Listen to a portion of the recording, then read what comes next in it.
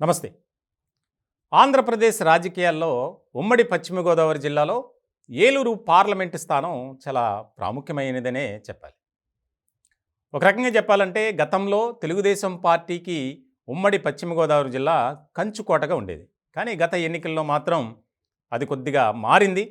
YCP వైపు turn అయింది. కానీ ఇప్పుడైతే ఆ పరిస్థితి ఎక్కడా కనిపించట్లేదు. ఇద్దరూ కూడా అంటే వైసీపీ నుంచి టీడీపీ నుంచి పోటీ చేసే అభ్యర్థులు ఇద్దరూ కూడా కొత్తవారే. అలాగే యువకులు, ఒక ప్రముఖ కుటుంబాలకు సంబంధించినటువంటి పిల్లలు. వైసీపీ నుంచి కారుమూరి వెంకట నాగేశ్వరరావు మంత్రిగా ఉన్నారు. ఆయన కుమారుడు కారుమూరి సునీల్ కుమార్ యాదవ్.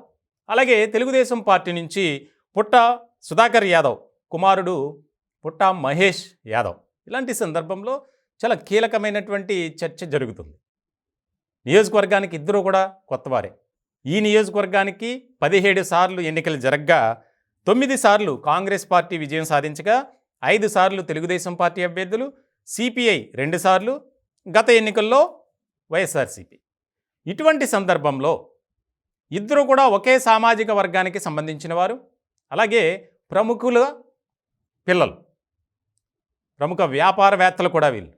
ఒక రాజకీయానికే కాదు, రాజకీయం అలాగే వ్యాపార రంగాలకు సంబంధించినటువంటి వారు. ఇద్దరు కూడా ఉన్నత విద్యను అభ్యసించినటువంటి వారు. సో ఇప్పుడు ప్రస్తుతం ఏలూరు పార్లమెంటు నియోజకవర్గంలో ఒక ఆసక్తికరమైనటువంటి చర్చ జరుగుతుంది. తెలుగుదేశం పార్టీ అభ్యర్థి ఎవరైతే ఉన్నారో పుట్ట మహేష్ యాదవ్, ఆయనే విజయం సాధిస్తారు అనేది ఎక్కువగా వినిపిస్తుంది. దీనికి ప్రధానమైనటువంటి కారణం ఏంటంటే ఏలూరు పార్లమెంటు నియోజకవర్గ పరిధిలో 7 అసెంబ్లీ నియోజకవర్గాలు ఉన్నాయి. నిజంగా చెప్పాలంటే ఆ 7 అసెంబ్లీ నియోజకవర్గాలు కూడా గత 2019 ఎన్నికల్లో వైఎస్ఆర్సీపీనే గెలుచుకుంది. ముఖ్యంగా ఉంగుటూరు, దెందులూరు, అలాగే ఏలూరు, పోలవరం, చింతలపూడి, నూజివీడు, కైకలూరు. ఈ 7 నియోజకవర్గాల్లో ఇప్పుడున్నటువంటి పరిస్థితి ఎలా ఉందంటే వర్గ విభేదాలు వైఎస్ఆర్సీపీలోనే. కొంతమంది టికెట్లు ఆశించి భంగపడిన వారు ఉన్నారు.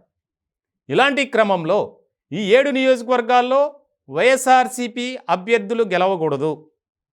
ఆ ఇంపాక్ట్ పార్లమెంటు ఎన్నికల మీద పడుతుంది ఖచ్చితంగా.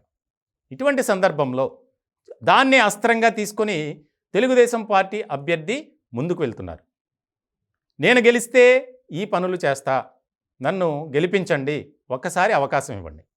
తెలుగుదేశం పార్టీ అభ్యర్థి చాలా బలమైనటువంటి నాయకులకు సంబంధించినటువంటి వ్యక్తిగా అక్కడ పేరు ప్రఖ్యాతలు సంపాదించుకున్నారు. ముఖ్యంగా తండ్రి పుట్ట సుధాకర్ యాదవ్ ఎప్పటి నుంచో తెలుగుదేశం పార్టీలో ఉన్నారు. అలాగే ఈ పుట్ట మహేష్ ఎవరైతే ఉన్నారో ఆయన తెలుగుదేశం పార్టీలో కీలకమైనటువంటి నాయకులు, అలాగే మంత్రిగా పనిచేసినటువంటి యనమల రామకృష్ణుడు అల్లుడు. సో ఇటువంటి సందర్భంలో ఎలాగైనా సరే తెలుగుదేశం పార్టీ అభ్యర్థిగా మనం గెలిపించుకొని తీరాలని చెప్పి అటు తండ్రి ఇటు మామ తెగ కష్టపడుతున్నారు అతని కోసం.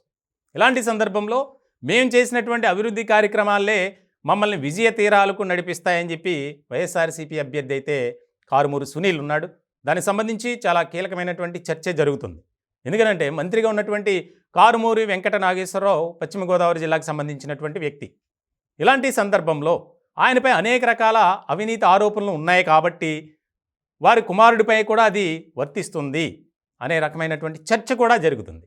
ఇలాంటి సందర్భంలో చాలా ముఖ్యమైనటువంటి పరిణామంగా మారబోతుంది.